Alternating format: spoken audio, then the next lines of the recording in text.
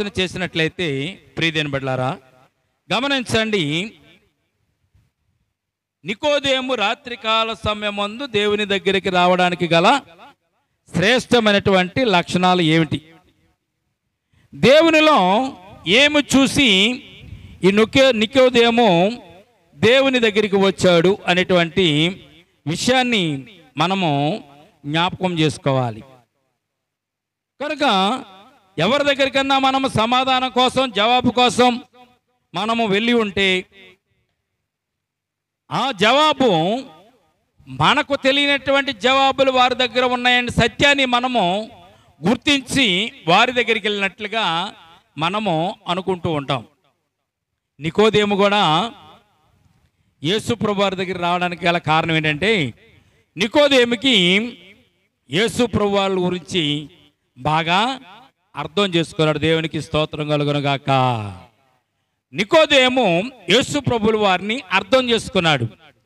ఆయన అర్థం చేసుకున్నటువంటి అర్థాలలో కొన్ని విషయాలు ఈ రాత్రి మనము జాగ్రత్తగా చదువుకొని ధ్యానం చేసుకుందామండి. కొన్ని విషయాలు మనము జ్ఞాపకం చేసుకుందాం. మొట్టమొదటిది, ఆయన బోధకుడు అని నికోదేము గుర్తించినట్లుగా మనం చూస్తున్నాం. చూడండి 2వ వచనంలో ఆఖరి చూడండి. ఆయన వచ్చి, నికోదేము వచ్చి, బోధకుడా, నీవు దేవుని యొద్ద నుండి వచ్చిన బోధకుడు అని మేము ఎరుగుదుము. మొట్టమొదటి విషయం. దేవునికి స్తోత్రం కలుగునుగాక. ఈ లోకంలో బోధకులు అనేవారు చాలా మంది ఉన్నారు, బోధించేవారు చాలా మంది ఉన్నారు, మనుషులుగా బోధించేవారు చాలా మంది ఉన్నారు. కానీ దేవుని దగ్గర నుంచి వచ్చి బోధించేవారు భూమి మీద ఎవరు లేరు. దేవుని దగ్గర నుంచి భూమి మీదకు వచ్చి ఈ భూమి మీద బోధించేవారు ఏ ఒక్కరు కూడా ప్రపంచంలోనే లేరు.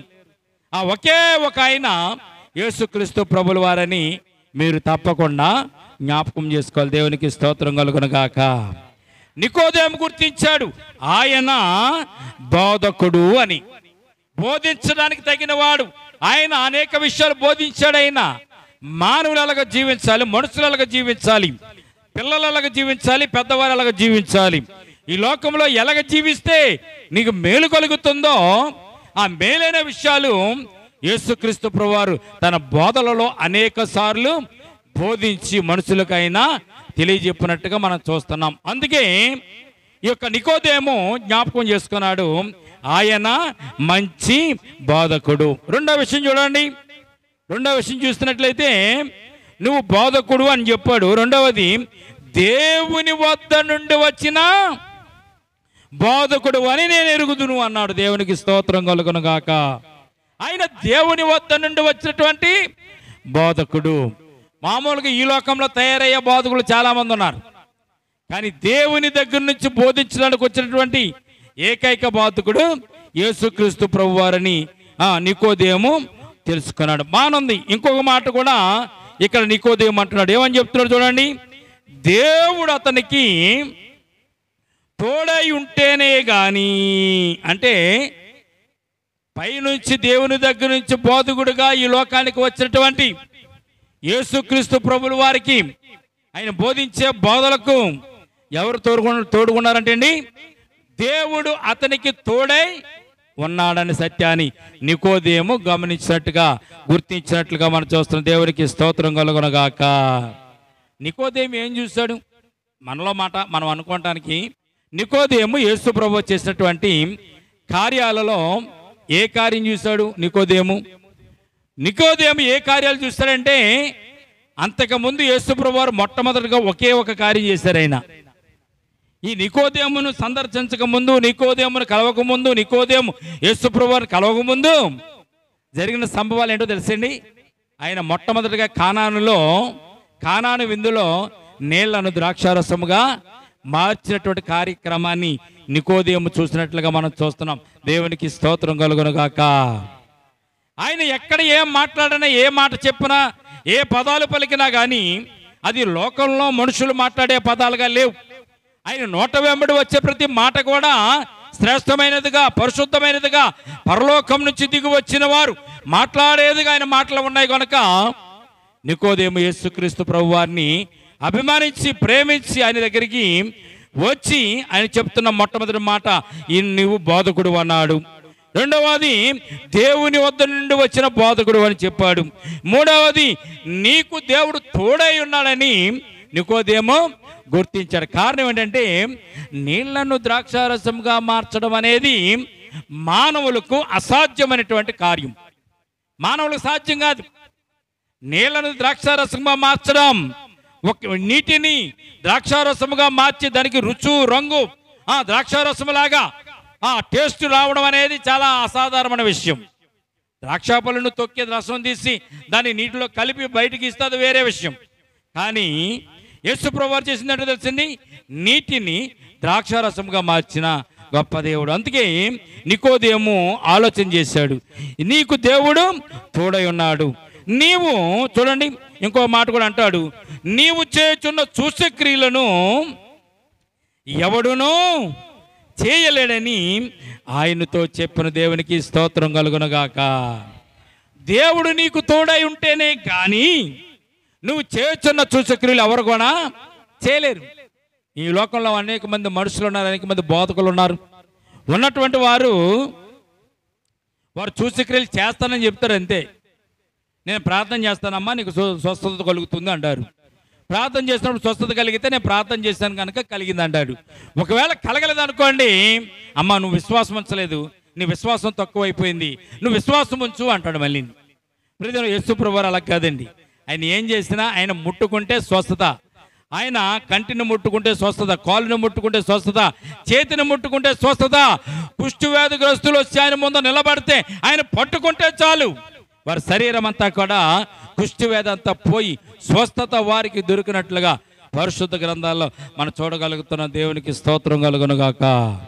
దేవుడు తోడుగా ఉండి యేసు ప్రభువారి ద్వారాగా అనేకమైన అద్భుతం. ఆయనే దేవుడు, మనుష్య కుమారుడుగా వచ్చాడు కదా, ఈ లోకానికి వచ్చాడు కదా, మానవ శరీరం దాల్చుకుని వచ్చాడు కనుక దేవుడు ఆయనకు తోడుగా ఉండి ఈ కార్యములన్నీ కూడా జరిగించినట్లుగా ఇక్కడ నికోదేము గుర్తించినట్లుగా పరిశుద్ధ గ్రంథంలో మనం చూడగలుగుతున్నాం. బాగుందండి. 3వ వచనం చదువుదాండి. ఏమన్నాడు? మొట్టమొదటిగా నువ్వు బోధకుడు అన్నాడు, దేవుని వద్ద నుండి వచ్చినట్టు బోధకుడు అన్నాడు. నీకు దేవుడు తోడై ఉన్నాడని చెప్పాడు. నీవు సూచక్రియలు బాగుగా చేస్తున్నావంటే దేవుడు నీకు తోడుగా లేకపోతే నువ్వు చేయలేవని కూడా చెప్పాడు. అలాగే ఈ కార్యములు కూడా నీవు దేవుని కృప వల్లనే దేవుని నీకు తోడుగా ఉండడం వల్లే చేసావని చెప్పి నికోదేము చెప్పాడు. బాగుంది. 3వ వచనం చూడండి ఒకసారి. ఇక్కడ అందుకు యేసు ప్రభువారు అతనితో, ఒకడు క్రొత్తగా జన్మించితేనే గాని అతడు దేవుని రాజ్యంను చూడలేడని నీతో నిశ్చయముగా చెప్పుచున్నాను అని యేసు ప్రభువారు నికోదేముకి ఈ మాట చెప్పారు. నికోదేము వచ్చి యేసు ప్రభువారితో మాట్లాడిన మాటలకి రెండవది, యేసు ప్రభువారు నికోదేముతో మాట్లాడిన మాటకి ఇక్కడ పొంతన లేనట్టుగా మనకు కనబడుతుంది. ఏం లేదండి, పొంతన లేదు. నికోదేము వచ్చి ఏం చెప్పాడు? నువ్వు బోధకుడు అన్నాడు, నువ్వు దేవుని దగ్గర నుంచి వచ్చిన బోధకుడు అన్నాడు, నీకు దేవుడు తోడై ఉన్నాడు అన్నాడు, నువ్వు చేసే సూచక్రియలు దేవుడు తోడు లేకపోతే చేయలేడని చెప్పాడు. చెప్పి దేవుని పొగిడినప్పుడు యేసుప్రభువారు ఏమనాలి? చాలా మంచిది నాయన, నీకేం కావాలి ఇప్పుడు అని అడగాలి యేసుప్రభువారు. అంతే కదా. నీవు రాత్రికాల సమయం దగ్గరికి వచ్చావు, వచ్చిన తర్వాత యేసుప్రభువారితో మాట్లాడుతున్న తర్వాత నికోదేము నీకేం కావాలి, దేని కొరకు నువ్వు వచ్చా చెప్పు అని యేసుప్రభువారు అనాలి. అనకుండా యేసుప్రభువారు చెప్పిన మాట ఏంటో తెలిసేయండి. ఏమన్నారు ఆయన? అందుకు యేసు అతనితో, ఒకడు క్రొత్తగా జన్మించితేనే గాని అతడు దేవుని రాజ్యంను చూడలేడని నీతో నిశ్చయముగా చెప్పుతున్నాను అని చెప్పాడు యేసుప్రభువారు. అంటే ఇక్కడ ఒక విషయాన్ని మనము జ్ఞాపకం చేసుకోవాలి. మొట్టమొదటిగా యేసుప్రభువారు నికోదేముతో చెప్పినటువంటి మాటను మనము జాగ్రత్తగా అబ్జర్వేషన్ చేస్తే, ప్రియమైన బిడ్డలారా, నికోదేము యేసుప్రభువారి దగ్గరికి ఎందుకు వచ్చాడు అంటే, నికోదేముకి కావాల్సింది ఏంటంటే దేవుని రాజ్యంలో చోటు కావాలి ఆయనకి. నికోదేముకి ఏం కావాలండి? దేవుని రాజ్యంలో చోటు కోసం యేసుప్రభువారి దగ్గరికి వచ్చి అడగడానికి వచ్చాడు. అంటే మరి యేసుప్రభువారు ఆ విషయాన్ని ఎలాగ గమనించారు, ఎలాగ ఆయన తెలుసుకున్నారు అన్నది కూడా మనకి ప్రశ్నే కదా. యేసుప్రభువారికి ఈ విషయాలు ఎలా తెలిసింది, ఆయన ఎలాగా ఇవన్నీ కూడా ఎందుకు ఎలా చూడగలిగారు అన్నట్టు మాట మనం జ్ఞాపకం చేసుకుంటే 2వ అధ్యాయము 33వ వచనం చూడండి. 24వ వచనం చూడండి. అయితే యేసు అందరిని ఎరిగినవాడు గనుక ఆయన తన్ను వారి వశము చేసుకొనలేదు. యేసు ప్రభువారు ఎటువంటి వాడండి? అందరినీ ఎరిగినటువంటి వాడు యేసుక్రీస్తు ప్రభువారు. నికోదేమును కూడా ఎరిగినవాడు. నికోదేము హృదయంలో ఉన్నటువంటి ఆలోచనలు కూడా యేసు ప్రభువారు ఎరిగిన వాడే. నికోదేములో ఉన్నటువంటి ఆలోచనలు, నికోదేములో ఉన్నటువంటి ఉద్దేశాలు, తలంపులు కూడా ఎరిగిన వాడే సత్యాన్ని ఈ పరిశుద్ధ గ్రంథం మనకు తెలియచేయబడుతుంది. అంతకుముందే ఒక సంఘటన జరిగింది యేసు ప్రభువారి దగ్గర. అంతకుముందే ఒక సంఘటన జరిగింది. అది 1వ అధ్యాయము. ఒక్కసారి మనం వెళ్తే 43వ వచనంలోకి వెళ్ళండి. 1వ అధ్యాయము 43వ వచనంలోకి వెళ్తే 43 నుంచి 51 వరకు చదివితే ఒక చిన్న విషయాన్ని ఇక్కడ మనం జ్ఞాపకం చేసుకోగలుగుతాం. చూడండి. మరునాడు ఆయన గలిలయకు వెళ్ళగోరి ఫిలిప్పును కనుగొని నన్ను వెంబడించమని అతనితో చెప్పెను. ఫిలిప్పు బెత్సయిదా వాడు, చేపలు పట్టేవాడు, అనగా ఆంద్రేయ, పేతురు అనువారి పట్టణపు కాపురస్తుడు.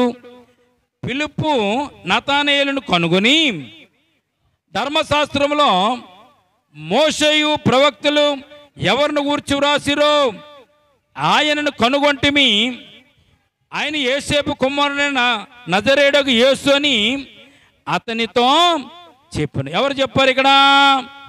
ఫిలిప్పు నతానయేలును కనుక్కుని నతానయేలుతో చెప్తున్నటువంటి మాట, మేము ప్రవక్త ఎవరిని గూర్చి చెప్పినో ఆయనను మేము చూసాము, ఆయన మేము కనుగొన్నాము, ఆయనతో మేము వెళ్ళడానికి ప్రయత్నం చేస్తున్నాము. నతానయేలు, నువ్వు కూడా మాతో వస్తావా అన్నాడు ఫిలిప్పు.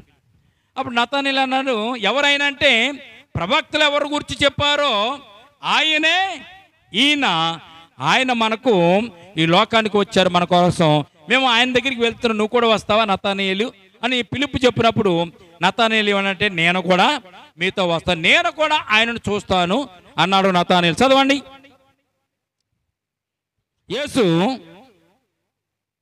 యేసు ప్రభువు నతానయేలు అతని యొద్దకు వచ్చుట చూసి, ఇదిగో ఇతడు నిజముగా ఇశ్రాయేలీయుడు, ఇతని యందు ఏ కపటమును లేదని యేసు ప్రభువారు నతానయేలుతో చెప్పినట్టుగా ఇక్కడ ఈ వాక్యం చూస్తున్నాం. ప్రియమైన బిడ్డలారా, ఫిలిప్పు నతానయేలుతో చెప్పాడు. నతానయేలు ఫిలిప్పు కలిపి యేసు ప్రభువారి దగ్గరికి వస్తున్నారు. యేసు ప్రభువారి దగ్గరికి నతానయేలు వచ్చేసరికి యేసు ప్రభువారు నతానయేలు చూసి ఏమంటాడు తెలుసా? ఇతడు నిజముగా ఏ కపటమును, చదవండి, ఇతని యందు ఏ కపటము లేదని అతనిని గూర్చి యేసు ప్రభువారు చెప్పడం నతానయేలు చూస్తున్నాడు. ప్రియమైన బిడ్డలారా, అసలు అంతవరకు నతానయేలు యేసు ప్రభువారిని చూడలేదు. యేసు ప్రభువారు కూడా నతానయేలుని ఎప్పుడు కూడా బాహాటంగా చూడలేదు. అయితే ఇక్కడ నతానయేలుకు ఉన్న అనుమానాన్ని ఇక్కడ ఏమని చెప్తున్నాడు చూడండి. 48వ వచనం. నన్ను నీవు ఎలాగ ఎరుగుదు అని నతానయేలు యేసు ప్రభువారిని అడగగా, యేసు ప్రభువారు ఇంకొక మాట అంటున్నారు. నతానయేలు అంటున్నాడు, ప్రభువా, నేను నీ దగ్గరికి వచ్చింది ఇప్పుడే కదా, నువ్వు నన్ను చూసింది కూడా ఇప్పుడే కదా, నేను నీకు ఎలా తెలుసు అని యేసు ప్రభువారు నతానయేలు ప్రశ్న వేస్తే యేసు ప్రభువారు ఇంకొక మాట చెప్తున్నాడు అక్కడ. ఏమని?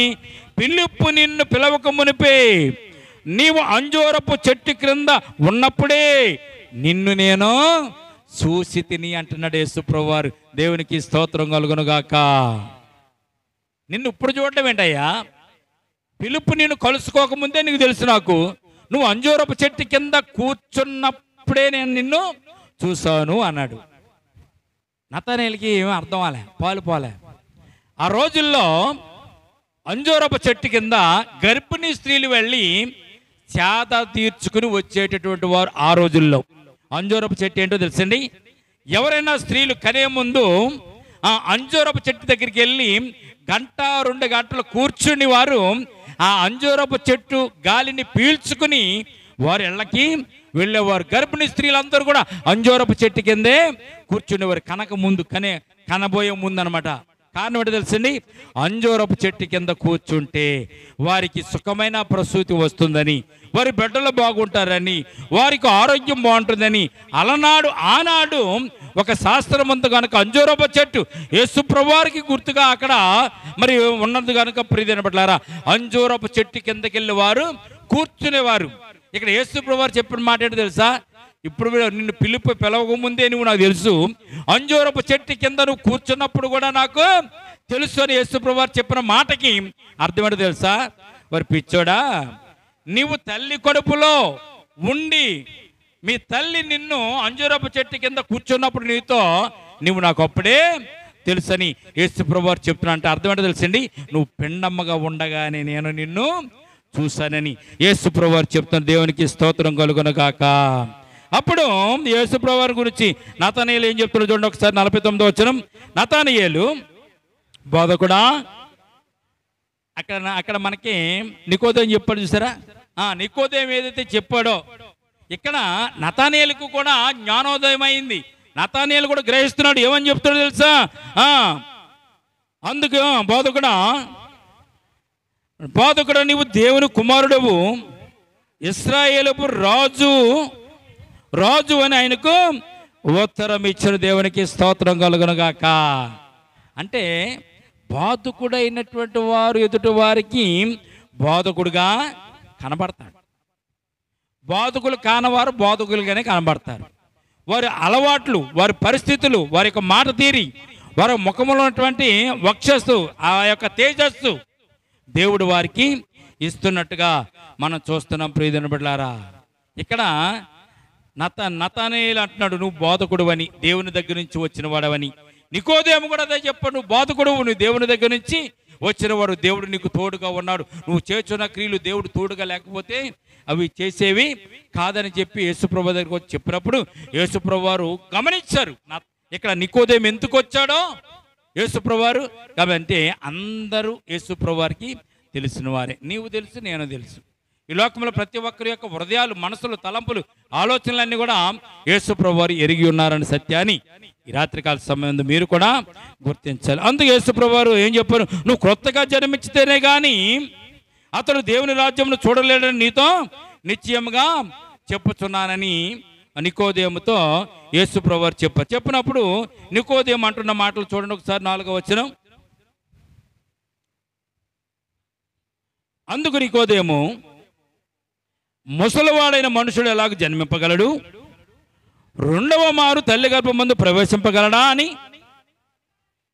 ఆయనను అడుగగా యేసు ఇట్లనెను, ఒకడు నీటి మూలముగాను ఆత్మ మూలముగాను జన్మించితేనే గాని దేవుని రాజ్యంలో ప్రవేశింపడని నీతో నిశ్చయముగా చెప్పుచున్నానని యేసుప్రభు వారు చెప్పాడు. ప్రియమైన బిడ్డలారా, గమనించినట్లయితే క్రొత్తగా జన్మించితేనే కానీ దేవుని రాజ్యంలో ప్రవేశింపడని నీతో నిశ్చయంగా చెప్పుచున్నానని చెప్తూ యేసుప్రభు వారు శరీర మూలముగా కానీ, నీటి మూలముగా కానీ, ఆత్మ మూలముగా కానీ నీవు జన్మించాలని యేసుప్రభు వారు చెప్పారు. అందుకు 9వ వచనంలో నికోదేముకున్నటువంటి చూడండి మా ఆలోచన బయటపడు. 9వ వచనం చూడండి. అందుకు నికోదేము, ఈ సంగతి ఎలా సాధ్యం అవుతుంది ప్రభువా, ఈ సంగతి ఎలా సాధ్యం అవుతుంది, ముసలవాడనైనా నేను మరలా తల్లి గర్భంలోకి వెళ్ళి ఎలాగ బయటకు వస్తాను అంటే అప్పుడు యేసుప్రభు వారు ఒక చక్కని మాట ఇక్కడ ఆయన చెప్తున్నారు. చూడండి ఒకసారి.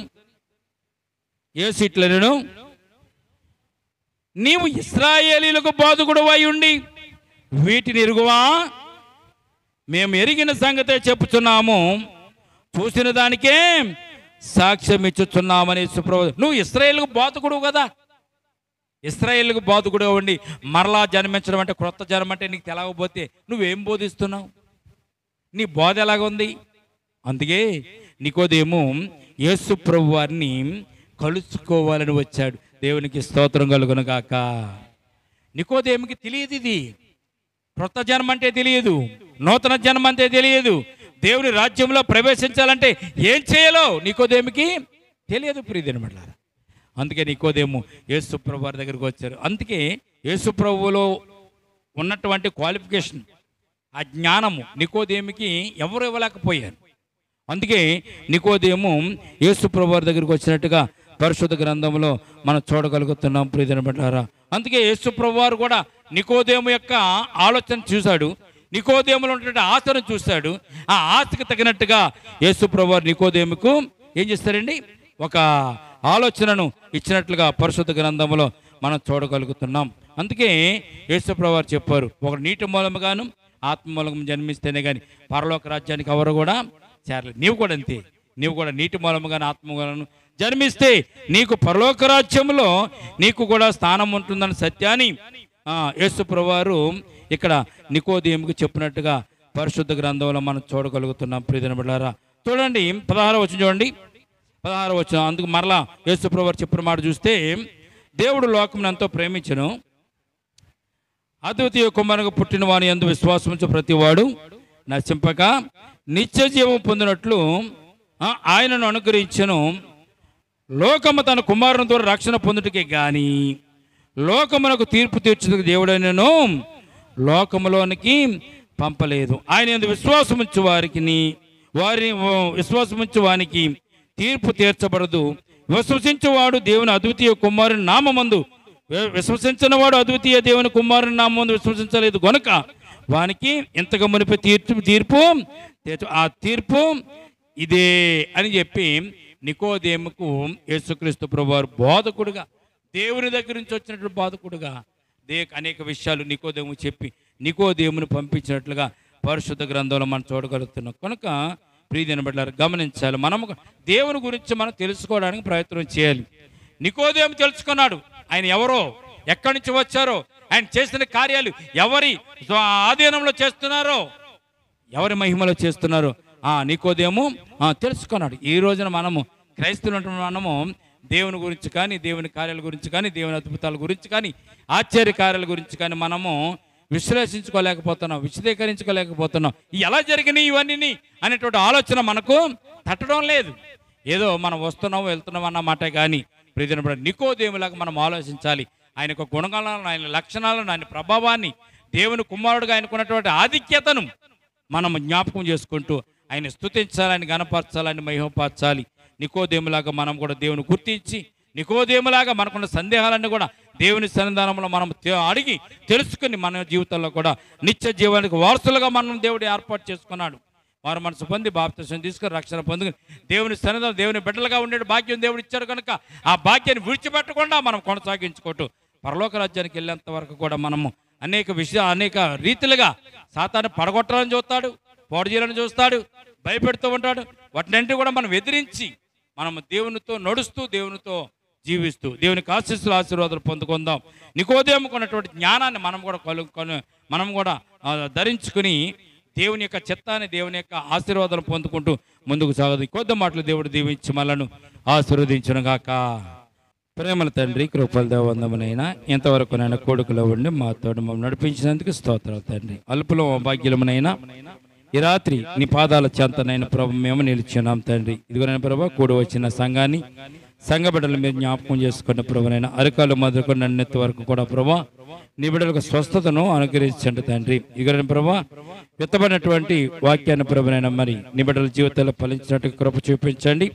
నికోదేములాగా మేము కూడా ప్రభునైనా మిమ్మల్ని గుర్తించడానికి నైనా ప్రభా మీరు మంచి బోధకుడని, పైనుంచి దిగి వచ్చిన బోధకుడని, నైనా దేవుడు తోడుగా ఉంటేనే కానీ ఈ సూచక్రియలు, అద్భుత కార్యాలు మరి నువ్వు చేయలేవని సత్యాన్ని నికోదేము తెలుసుకున్నారు తండ్రి.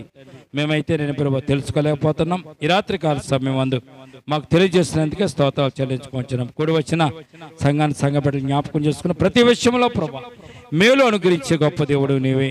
నేను ఇరుకుల నుంచి ఇబ్బంది నుంచి తప్పించే గొప్ప దేవుడు కూడా నీవే. ఈ రాత్రి ప్రభునైనా కూడి వచ్చిన సంఘాన్ని, సంఘ బిడ్డలను జ్ఞాపకం చేసుకోండి. ఎవరైతే రాలేకపోయారో రానటువంటి బిడ్డలను అందరూ కూడా జ్ఞాపకం చేసుకోండి ప్రభునైనా. ఇదిగోనైనా ప్రభా చిన్న విజ్ఞానం బట్టి మేము ప్రార్థిస్తున్నాం తండ్రినైనా. ఆ వచ్చినటువంటి నేను ప్రభా ఆ యొక్క విరేచనాలను బట్టి నా ప్రభా, రక్త విరేచనాలను బట్టి ప్రభా ఆ చిన్న బిడ్డ మీరు ముట్టండి, స్వస్థపరచండి, ఆరోగ్యం దయచేయండి ప్రభా.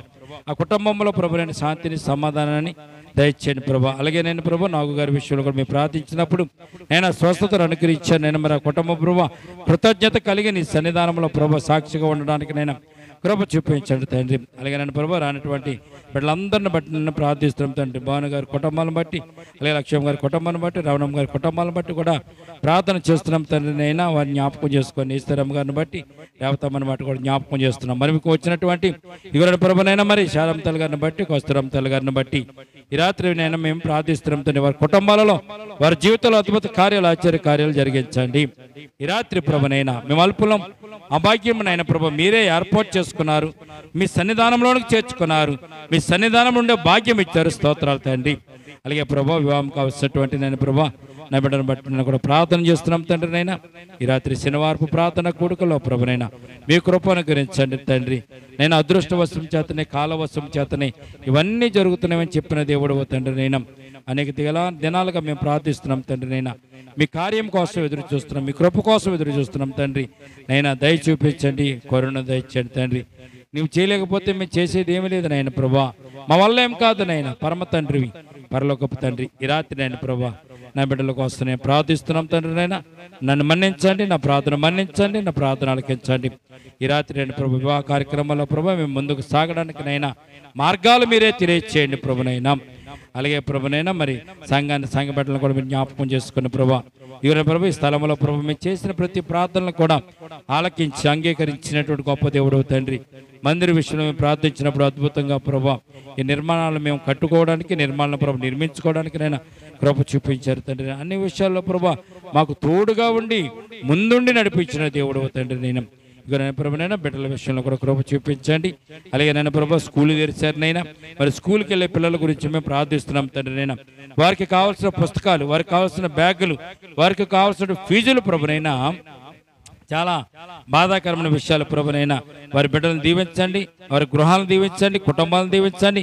ఆ బిడ్డలను చదివించుకోవడానికి కావాల్సినటువంటి ఆర్థికపరమైనటువంటి ప్రతి అవసరతైన బిడ్డలకు మీరే దయచేయండి తండ్రి.